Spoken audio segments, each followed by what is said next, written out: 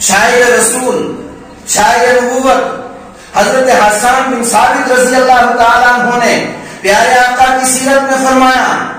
وَأَحْسَنُ مِنْكَ لَمْ تَرَ قَطُّ عَيْنِي وَأَجْمَلَ مِنْكَ لَمْ تَلِدِ النِّسَاءُ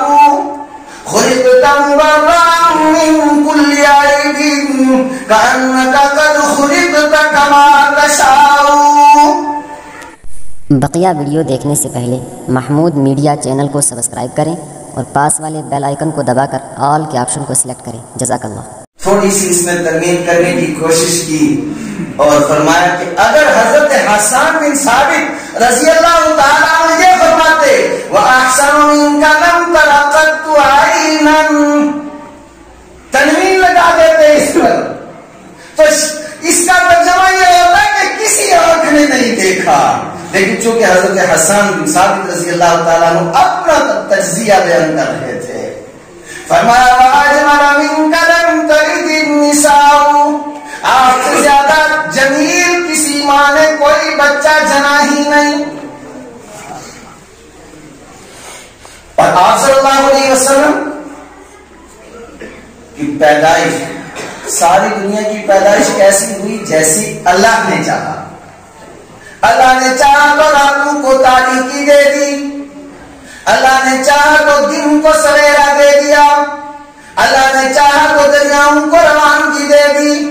اللہ نے چاہا تو سمندروں کو موجیں دے دی، اللہ نے جس چیز کو جس طرح بنانا چاہا بنا دیا، لیکن محمد رسول اللہ صلی اللہ علیہ وسلم کی پیدائش کا جب وقت آتا ہے خلقت مبرأ من کل عیب، ایک تو یہ کہ تمام عیبوں سے پاک، تمام نقائص سے پاک، تمام کمیوں اور کوتاہیوں سے پاک محمد رسول اللہ صلی اللہ علیہ وسلم کی ذات گرامی کو پیدا کیا گیا،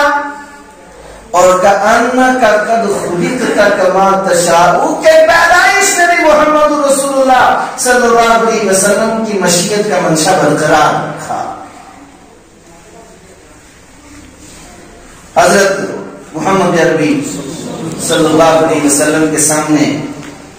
جب حضرت یوسف علیہ السلام کا تذکرہ کیا گیا تو آپ صلی اللہ علیہ وسلم نے فرمایا کہ میرے بھائی یوسف صبیح تھے اور مجھے اللہ نے ملیح بنایا۔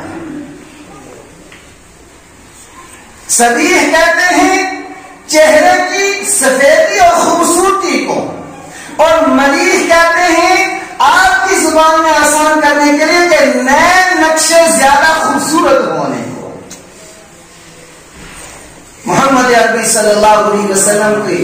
جسم کی ایک ایک چیز اللہ تبارک و تعالی نے ملیح بنائی تھی۔